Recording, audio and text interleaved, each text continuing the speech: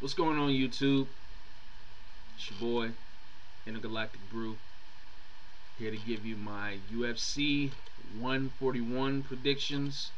I think this is a really cool thing. The UFC doing a pay-per-view on a Friday night. You know, that's probably a better. I mean, what better way to spend your Friday night with the UFC? That's awesome. I thought it was going to be on Saturday night, you know, the traditional Saturday night pay-per-view, but they decided to move it up to Friday, which is cool. You know, let everybody go ahead and fight, and get their business out the way, and then everybody can go home and party and celebrate the new year that's about to come in. So, good thinking, Dana White. Good thinking. Without any further ado, let's go ahead and roll on in to this card. Let's get right to it. First fight is Nam Fan versus Jimmy Hedges. I'm not too familiar with Jimmy Hedges, but from what I've seen and what I've read, he's a pretty solid fighter. He's undefeated. I think he's 9-0. I know he comes from a jiu-jitsu, judo background, so obviously he's an excellent grappler. But Nam Fan also has really good jiu-jitsu as well.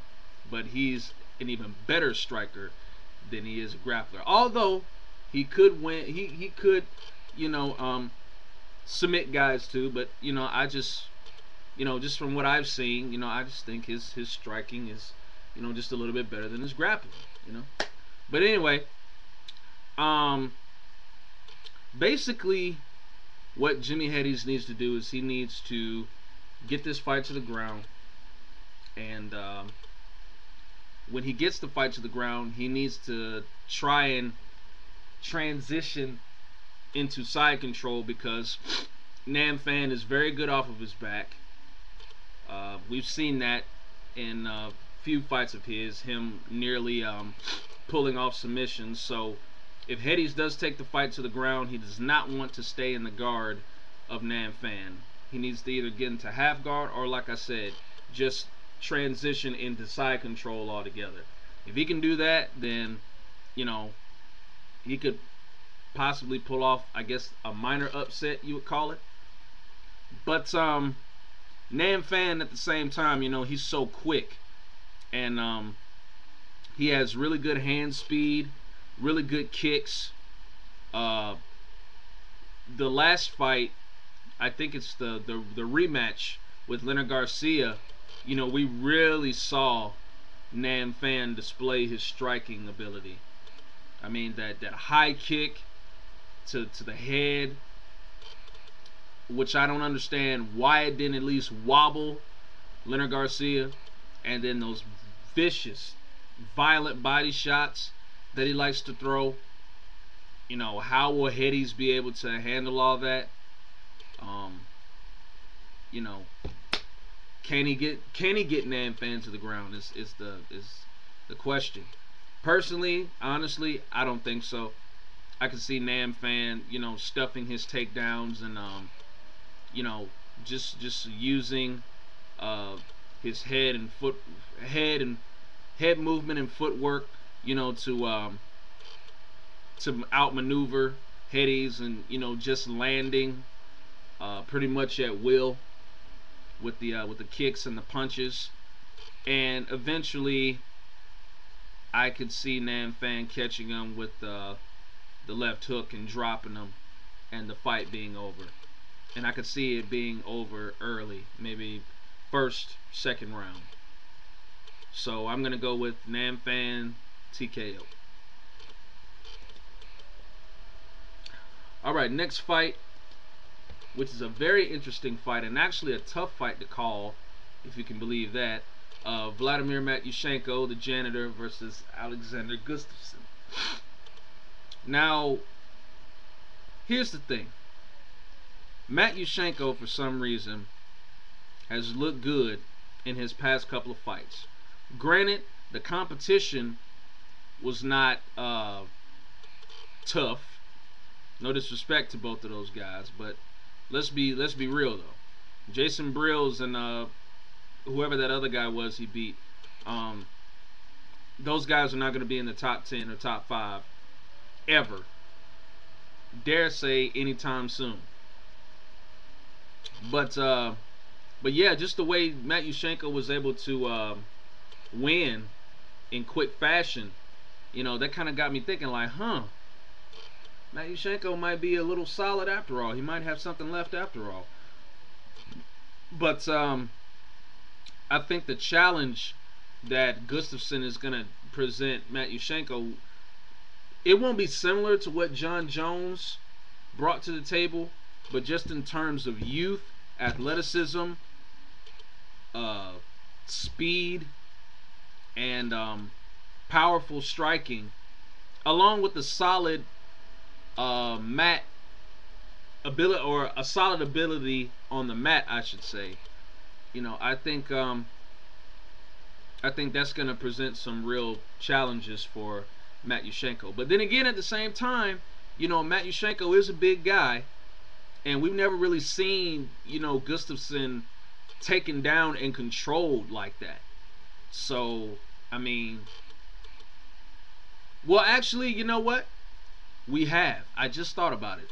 I forget about the Phil Davis fight. Yeah, Phil Davis was able to take Alexander Gustafsson down and control him. But then again, that's Phil Davis, man. I mean, this guy's about to fight Rashad Evans and possibly earn himself a shot at the UFC light heavyweight title. I mean, that guy's top 5.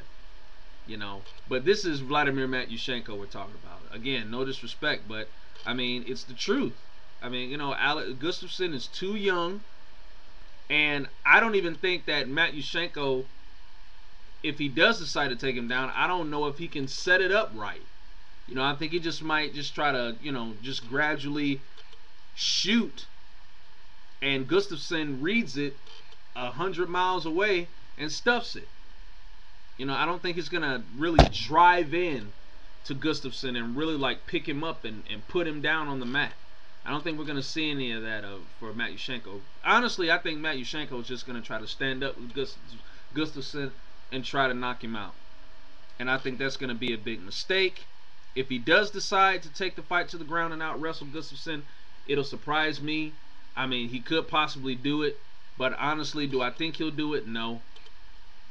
So I could just really see Gustafsson winning the fight, just for the simple fact that he's just younger, more athletic, and more powerful a striker than Matt Yushchenko, and I just see him catching him at will. I mean, he probably might. I don't know. He may land a nice combination and drop him, and then finish it from there. I don't know, but Alexander Gustafsson will catch Matt Yushchenko, no doubt. And if the fight ends in a submission from Gustafsson, I will be very surprised. But anyway, I see Gustafsson winning the fight early, and I'm gonna say by KO. I think he'll just catch him with a straight right, or maybe an overhand or something like that. I don't know. But yeah, I could definitely. I'm gonna pick Alexander Gustafsson to win that fight. All right, next fight. We have John Fitch making his return to UFC action, taking on the up and coming but fairly solid Johnny Hendricks. Johnny Hendricks, I think this is his first main card fight, I think. Or maybe not. Is it? Is it his second or is it his first? I don't know. It might be his second main card fight, but I know I haven't seen him fight on a lot of the main cards recently. So I think this may be his second main card fight in a long time. But he's going up against John Fitch, who pretty much dominates and takes all wind out of his opponents from start to finish. And basically, this is the same thing that's going to happen here. You know, I would like to see John Fitch finish Johnny Hendricks, so he could kind of get, you know, that anvil off of his shoulder about everybody saying that he can't finish a fight. You know, I would like to see John Fitch finish a fight for once, but you know, it's just wishful thinking. You know, he's gonna basically come out and try to out wrestle him, and Hendricks is not gonna be able to stop it. I mean, he might have his moments. Hendricks will. You know, he may catch him, you know, with a little, you know, something short in the clinch, or you know, he may catch, I don't know, he may catch him with a knee or something minor, but for the most part, you know, John Fitch is going to come out and out wrestle this guy and basically shut him off for all 3 rounds of the fight, and John Fitch is going to win this fight by unanimous decision. You may not like it, but that's just the way it is. Hopefully he'll surprise me and finish the fight. Okay, getting down to the nitty-gritty, we have the co-main events of the evening, and I'm telling you right now, this is going to be fight of the night. But I guess you already knew that, right? So why am I getting excited? I'm just going to go ahead and say this will be fight of the night, pretty much. Nate Diaz versus Donald Cowboy Cerrone. This is a very good matchup. I think both of these guys match up well. I think they're equal in skill set. Both guys are extremely tough, especially Nate Diaz. Both guys are very bold, to use a better term, and both guys are very confident. You know, so this is even Steven all the way. You know, it's another tough fight to pick because, you know, I feel both of these guys have one up on each other.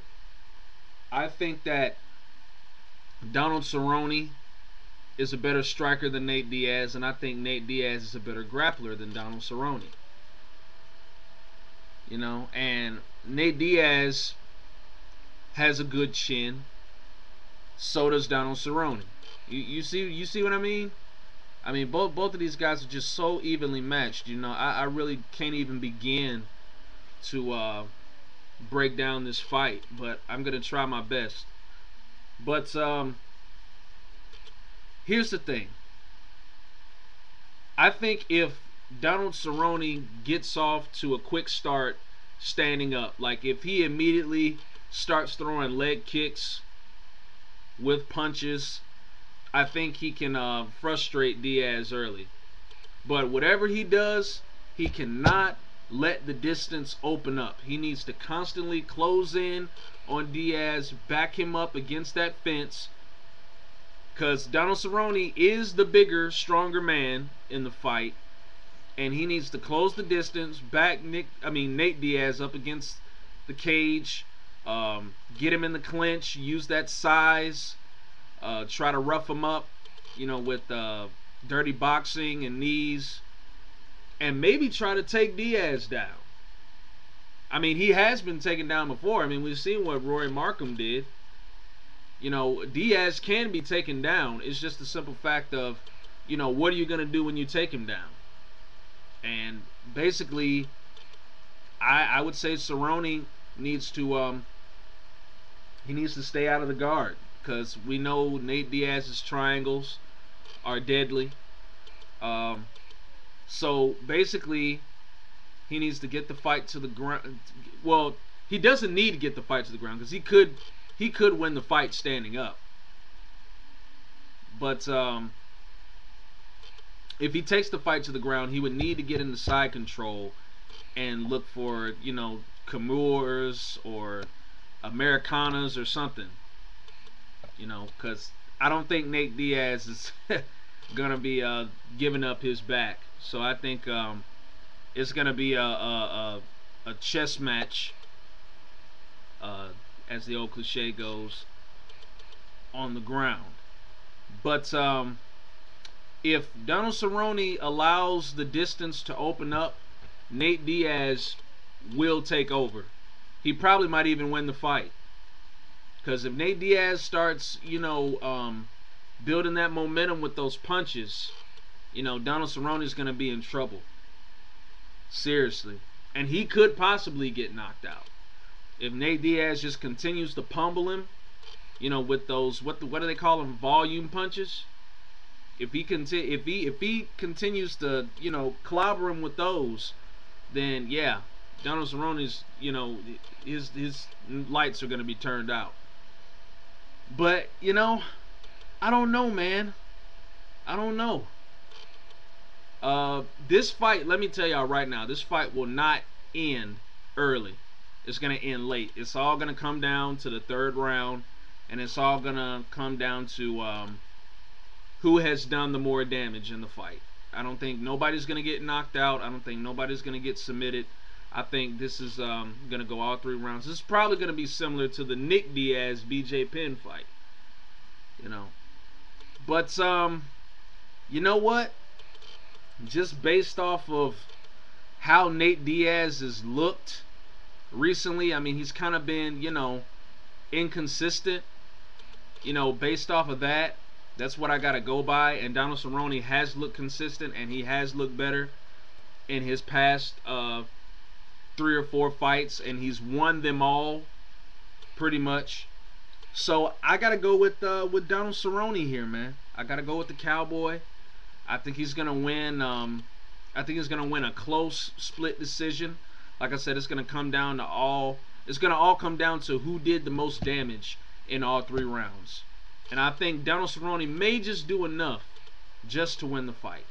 But we'll see what happens. But I'm definitely picking Donald Cerrone to win a very close decision. Okay, then finally, we have the main event. Brock Lesnar versus Alistair Overeem, the Demolition Man. Let me start off by saying I am very concerned for Brock Lesnar in this fight. Number one, he's coming off a long layoff ever since the Cain Velasquez fight. That's the last fight he had.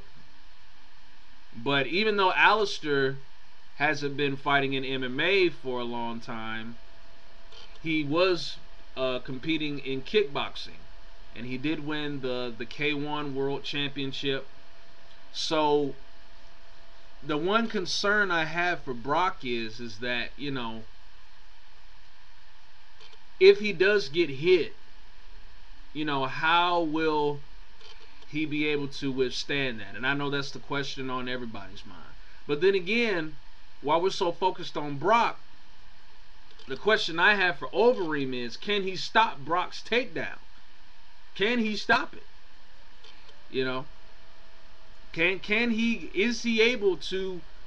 Will he be able to get back to his feet if Brock takes him down? Because Brock has got some explosive takedowns, and once he take guys down, brother, he holds them there. He's like a bulletin board. Like, he's just gonna nail you to that mat until you cannot get up. And we know that Overeem is a strong guy, and we know he's had cardio issues in the past, so that might play a part. It's not all just Brock. It's some stuff that Overeem's got to answer to as well. But I don't know. But you know what I'm saying? I don't know. I don't know. I don't know where Brock has been training. I don't know what kind of training he's been doing. But you know what though? I'm gonna be bold here. I'm gonna go out on a limb. I'm gonna say that Brock Lesnar is going to win this fight. And I'm gonna tell you how he's gonna do it. I think he's going to immediately try to go for the takedown and try and out wrestle Overeem. And I think when he gets Overeem down, I could see Brock Lesnar grounding and pounding him. And I think he'll probably end up winning the fight somewhere, I'd say, maybe late second round. So I'm going with Brock Lesnar. I said it. I said it. So there you go. Brock Lesnar. Now, Overeem. Could Overeem win the fight? Yes. Do I expect Overeem to win the fight? Yes. Because like I said, I still don't think, Brock has, learned how to take punishment standing up. Hopefully, I'll be proven wrong tomorrow night. And, he'll just, hang in there and somehow be able to get this fight to the ground. And, just beat down Overeem and answer all the critics' questions, But like I said, I expect Overeem to win the fight, and he probably will. He'll probably start unleashing the striking attack early in the fight, and he probably might end up hurting Lesnar, maybe with the kick to the body or one of those knees, and Brock will eventually go down. So, but I'm still picking Brock Lesnar. I still think when he gets the fight to the ground, I don't think Overeem will be able to handle his takedowns and his overall control on the ground. And then again, I don't know, but I'm going with Brock though. So that's my predictions. Y'all enjoy the fight. I know I just went over again, but I'm sorry.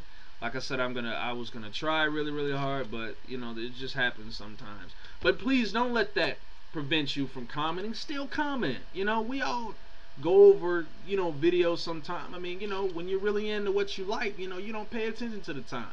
But anyway, y'all enjoy the fights. I'll catch y'all on the other side. Peace.